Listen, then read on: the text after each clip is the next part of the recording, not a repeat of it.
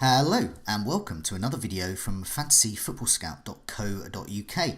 Today I'm joined by David to discuss the best captaincy options for game week 22. David, welcome. How are you? Yeah, very good, thanks. Yeah, refreshed from a weekend of no fantasy Premier League. We had the FA Cup, so I was able to, largely, ignore having to make any tough decisions on a Saturday, which was nice, and just enjoy some football for a change. So I'm refreshed and ready for the first game week, or full, proper, not involved in the Christmas period, just normal week of 2019. It is. We're back to normal. So no rotate. Well, I say no rotation. You never know, but the threat of rotation diminishes. But this Absolutely. week, in terms of the captaincy, I don't think this is such a clear cut week. I was doing some research, and we're going to discuss it more over the next 20 minutes or so. But there isn't really a particular player that really stands out. But maybe by the end we'll come to some kind of conclusion. So first of all, a lot of people are going to be wanting to captain this man, Mohamed Salah. He has been in excellent form over Christmas, really since he came on as a sub against Burnley, and then came back again the following game week with a hat trick did very well against Bournemouth. But many were back in, but he's away to Brighton. But can the Seagulls' home form thwart the Liverpool winger? What do you think about Salah as a captaincy option? Yeah, I think you're absolutely right. Loads of people are going to be flocking to him, and currently that includes me. He's currently my captain for now, but of course, plenty can change in the next couple of days with the research and the things that we're going to do. If we're going to captain him this week, it's going to be because we trust him more than the fixture. We did some research recently into trying to find out who the best premium options are based off individual underlying data, and Salah came out in a very strong position. His expected goal involvement over the previous 6 game weeks was considerably higher than most of the other premium midfield options. Better than most of the premium striker options. So if we're looking for the informed man in the league right now, it has to be him. So that's a big factor. A lot of people are going to be auto captaining him, which actually might be successful because I think he is the kind of player that can be fixture proof. But of course, as you've just mentioned there, Brighton recently, when you look at we always like to look at the opposition data. It's not as it's not as bad as we'd like it to be ahead of them facing Salah. So in the last 4 game weeks, goal attempts in the box conceded is really low. It's actually the exact same number as Liverpool. It's 24, which is not what you want to see at all because Liverpool have an incredible defence. And the only 2 teams that have conceded fewer chances in the box than Brighton is Man City and Chelsea. So they're in a really nice area of the table to be, to suggest that they could make things really difficult for Salah in game week 22. Yeah, I mean, I was looking a bit broader period, but looking specifically at that home defence, because traditionally over the last season or 2, Brighton have been much better at home, and I think that here's some stats on the last 6 away, and this is the picture it creates. Really, they've conceded just 7 big chances. That's joint second best with Liverpool and Crystal Palace. They've conceded just 5 times, and that's the joint 4th best. This is the 6 home fixtures. But they have conceded 47 shots in the box over that time, and that's actually the 5th worst. So basically what the picture is you've got Duncan Duffy there as their centre-backs and their defence, and then you've got the likes of, say, Stevens in kind of flanking in that defensive midfield role, kind of offering further protection as well. So they are conceding a lot of shots and a lot of close-range efforts, but they're very good at dealing with them. So they concede a lot of shots, but they deal with them. So very few of the shots they conceded are considered kind of big chances. But Salah has scored in 5 of his last 6 road trips, so 3. Definitely against Bournemouth there. Can't ignore that, and that's joint top with Kane. He's also had 16 goal attempts, and he's firing close range effort every 31 minutes, which is very good. So as you said, he is the form player really, form midfielder. The other thing I factor in is that loss to City, and the fact that they're going to rotate heavily in the FA Cup. This is being recorded before the FA Cup match. I'm expecting a lot of rotation. I'm probably expecting Salah not to start. So I think they're going to be fresh and they're going to be really hungry to go for it. So the Chelsea result as well. When Chelsea went to Brighton, they did well. Hazard did well as a captaincy option as well. I just think when you factor those things, Salah's still a good option, but yeah, the stats there, they do paint that picture with Brighton, and as you said, yeah, their defence is good, and especially at home. Yeah, I think it's just a gut call in terms of you've got to make a decision about what you think is going to give effectively, because something has to. Either Salah has to, his form has to take a bit of a dip because of the Brighton defence, or the Brighton defence gets breached because Salah's just in such good form. And I'm inclined to go with the latter there, and I think a lot of other people will be as well. It's just when those two particular stats knock against each other, and you've got this picture of an immovable object against unstoppable force, one of them has to give. Yeah. So you just got to choose. With Salah, you've got to make a decision about can he overcome the defensive data that he's faced with this week. Yeah, it's Salah v Duncan Duffy, who will win. Yeah. A lot of people will say Salah. Well, let's see. So yeah, a few caveats there. Quite like Salah, but Hazard. Let's have a look at Hazard next. So I think he's got a really great fixture. And last time I said someone had a great fixture at home to Newcastle, it was Salah himself, and he did very well, and Liverpool did well, because people looked at Newcastle not conceding much away and forgot that basically all most of the teams they were playing were absolutely god awful. So when they actually come across a good team away from home, they crumble. And Newcastle, it's traditional crumble time for them as well. It's a transfer market, and Mike Ashley's not spending much on them, so there's not much room for improvement. What do we think about Hazard at home to Newcastle? Looks good. Yeah, no, I really like the look of this one. As you've already mentioned, as we've covered before, Newcastle do tend to crumble away from home against the bigger teams. Hazard, despite the fact that he's blanked in the last 2 game weeks, has got underlying statistics that make me want to sign him right now, even though I don't, even in spite of those blanks. So with that in mind, that's why I think he's a strong captain candidate this week. The underlying data is still very good, and you can see a little bit more of that in terms of how he compares with other premium options, kind of over the last 6 game weeks in the premium article we did a couple of days ago. Expected goal involvement last six games of 4.25. Which is very nice. The only thing with Hazard is, of course, is that while the underlying data has been good, he has blanked in those 2 games, which probably, to be honest, it probably means that people are going to get rid of him and then he'll score a hat-trick against Newcastle. But he hasn't actually scored a home goal in the Premier League since like game week 7, and obviously he's had a lot of assists in that time.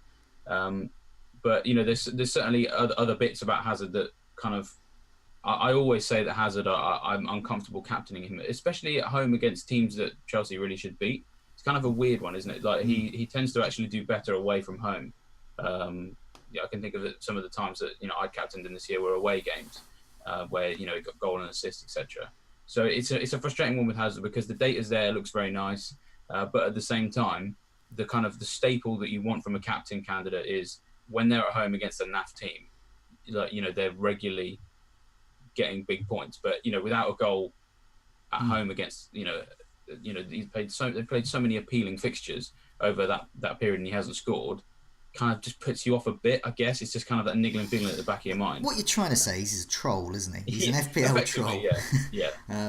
I agree. And I think the last game against Southampton will put people off. You're right, and I think it's a psychological thing there. I actually think Hazard is probably on paper the best option. My one problem is if Morata's playing. Now they've got injuries up front. The picture we got up on the screen, the latest on the Chelsea injury situation, Hazard gets an extended run out. That's the headline there. So basically, he didn't even get a rest there because even the likes of Loftus-Cheek are getting injured. So they're down to the bare bones there. Hazard has to play really on the wing. They've gone from having quite a lot of options there to hardly any. And that means that Morata, since Giroud's out, is likely to start in a central role. And we know this season, Morata is kryptonite to Hazard's attacking returns. He will absolutely do everything he can. So I had a look at that Southampton match because I was really worried as a non-Hazard owner. And Hazard there, he's top for Chelsea for shots, chances, and goal and shots in the box as well in that match. He was the attacking threat. So Morata killed it, just killed it stone dead. And so if I see Morata on the bench for that game, and Hazard up front, or even if Hazard's up front, which he probably would be, wow, I'm scared. But if I see Morata there, I can relax, make myself a cup of tea, and just ignore that game and have a look at his 2 to 3 points at the end of it. Yeah, Man City, another team that people psychologically were put off over Christmas. So if we did while you were away over at Christmas, did a video with Neil, looking at City with Fernandinho in the side and without Fernandinho in the side, and it was quite startling. So Fernandinho was out with an injury for a couple of games, and the attacking threat completely halved for the whole City squad. It just makes them tick, and their chance of conceding goals just completely doubled. And we saw that in the main games. They were just awful, really. Some terrible teams really were beating them. Palace, as a Brighton fan, I have to say that about Palace, but Palace are actually quite good at the moment. So what do we think about City assets? Because as we saw against Liverpool, Fernandinho's back. Hey, Super City are back. So what do we think about City assets against Wolves? Yes, you're right. There's going to be a psychological angle on this for most people. In that, I mean, a lot of people sold their Man City assets. So I mean, Sterling and Sané were two of the top three most sold players ahead of game week 21, and of course they both ended up with attacking returns. So yeah, there will be people who'll be put off captaining them if they still own them. And actually, I think I may be one of them, and it's actually slightly less to do with Man City and slightly more to do with Wolves. So yeah, because I mean, you're right. Man City are going to be better now they've got Fernandinho back. Some of the analysis we did of people like Sané and Sterling, they didn't really compare too favourably for attacking stuff over Christmas, and a portion of that involved games without Fernandinho. A portion of it did. So while he was there, I mean, for example, Sané and Sterling was still below the likes of Pogba, Hazard, and Salah for minutes per shot in the box, that sort of thing. So for me, there's a slight element of doubt about some of those Man City players. But yeah, Wolves away from home, they're weirdly so much better defensively away from home than they are at home. And basically, the only teams that have conceded fewer goals than them away from home are Liverpool, Chelsea, and Man City. And they're just very good at frustrating people when they're the away team. And of course, we've seen that they've gone toe to toe with Man City twice over the last year, or three times, I should say, because of the League Cup last year, and really caused them problems. And obviously, they held them to that draw at Molineux at the start of the season. Obviously, lots of things have changed since then. But something about Wolves, just a home fixture against Wolves, I feel like is never an easy fixture for anybody. It's not, is it? And well, as we saw, 3-1 they beat Spurs. I was looking into some other against kind of so-called top teams. So this is a psychological thing about them. 1-1 against Arsenal, 1-1 against Manchester United. In fact, they have not conceded more than one goal away against these top sides this season so far. So yeah, I agree with you. I'm happy to own Sané, but I'm not going to captain him. And I say exactly the same if I was a Sterling owner and an Aguero owner as well. I think they'll score, but I don't think they're going to score a lot. Okay, here's a name. Here's a player that neither of us own, and we were talking before we came on air. We're both actually quite scared of this week, Aubameyang. I think, along with Hazard, on paper, he is a really great option. So yeah, well, I mean, you've already told me that, so just repeat the same thing. What do you think about Aubameyang as a captaincy option away to West Ham? Yeah, well, at this initial stage, I actually think Aubameyang is the best option this week. Just that he's got everything that you need in a perfect captain, in that he is in form himself. He scored in 3 of his last 4 games. The only one that he didn't score in was away at Liverpool, but hey, nobody scores at Liverpool, really. So that shouldn't really put you off. He was given a rest in that game because Emery was like, well, we've kind of been thrashed here, so why bother wasting Aubameyang? So, and he seems to be just playing anyway. He seems to be playing all the time. He's the number one forward. Statistically, he looks great as well. So when we compared the premium forwards over the Christmas period and basically for the entirety of December, Aubameyang is actually, in my opinion, in a better place than Kane now. So he's got better minutes per shot in the box than him, every 26.1 to every Kane's 37.8. So, if we've been sort of singing Kane's praises from an underlying perspective recently, we should now be saying Aubameyang is in the same sort of place. And the really interesting thing about him is he's so due more returns because he's missed a few chances, admittedly, but basically he's underperforming compared to his expected goal involvement over the last six game week. So his expected goal involvement of 6.44, he was minus 1.44 under that when you look at the delta. So there is more to come from him as a player. That's just, I think you can even tell that just from an eye test without looking at the data, that he is getting in front of goal. He is getting chances. Yes, he's missing a few sitters, but he's a high quality player and eventually they will be ironed out. Then you look at the opposition and it's West Ham and they have one clean sheet at home this season. That was back in game week 6 against Chelsea. You know, they've since then, I think they played 8 home games. They conceded 15 goals in those games. That's an average of about 1.8 per game, something like that. There's just no chance West Ham are keeping a clean sheet here. Yeah. I just don't trust their defence. And then just the real, just to kind of finish it all off, when you look at how the West Ham are actually doing in terms of, shots conceded, it's just, it all adds up. Basically they've allowed 36 shots in the box in the last 4 game weeks. Only 4 teams are worse than that: Southampton, Huddersfield, Watford and Cardiff. So they're still in that part of the table that me and you tend to go and look at as the whipping boys category. Yes. Not describing them as whipping boys as such for any angry West Ham fans out there. But we got into trouble because we said that Watford were whipping boys just before then they they conceded just before they got whipped. So maybe there is something in this as well. Yeah. But certainly, they're in that category of the table where they always look like they could concede 2 to 3 goals per game. Yeah. So there's just absolutely nothing about Aubameyang that makes me go, I'm not sure. Like with Salah, it's the Brighton aspect. With Hazard, it's the Hazard aspect of I don't trust him as an individual. With Man City, it's Wolves.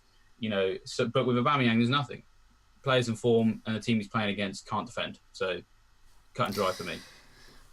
It's powerful. Well, I've got just to add to that. So I did a little bit of research. I mean, that's powerful stuff you just said there. But Aubameyang's away from, so his last 6 road trips. So I was looking at those, and he's created 8 big chances, and that's joint top. Weirdly, with Morata. So I didn't look into big chances missed, sadly. So Morata, I'm expecting to be quite high on that. And 15 goal attempts over that period. That's 1 less than Salah. It's actually the 10th best.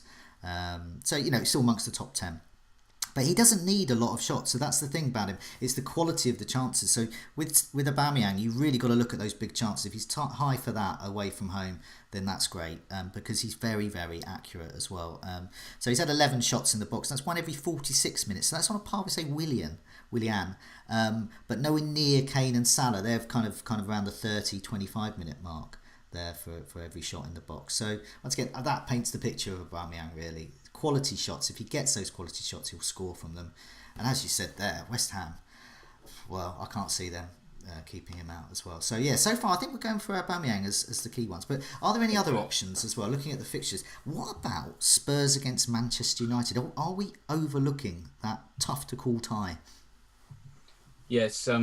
Well, it's tough to call, so therefore I think by not looking at it, I don't think we're really overlooking it. I think we're rightfully disregarding it. Which I think is something that we've both agreed on in these videos we've done this year, and it's largely worked out for us. We've largely avoided these big fixtures, and we've been fairly successful with our captains. But it is worth pointing out that there are players in form coming into this game. So Pogba and Rashford are both the 2 top options for shots on target last 4 game weeks. They've both got 10 each, and nobody else is higher than that. Obviously Kane is overperforming against his underlying data according to expected data, which is frustrating for me as a Kane owner because I'm a little bit worried about him. A game against Man United kind of makes me think that's going to be a game where he's not going to do very much.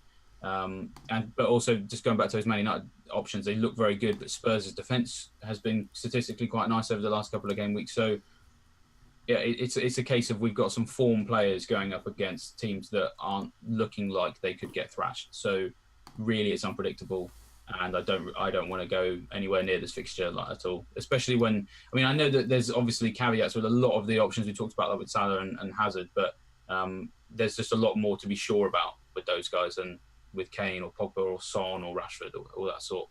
I couldn't call that game at all. Yeah, so I'm just not going to go anywhere near with the captaincy. With Kane, I think what you are going to get is a goal or an assist. You're going to get, because he's actually in his last 10 starts, he's delivered an attacking return, so you're going to get some points, I think. And Manchester United, are still a bit sketchy at the back, so I think you'll get a return.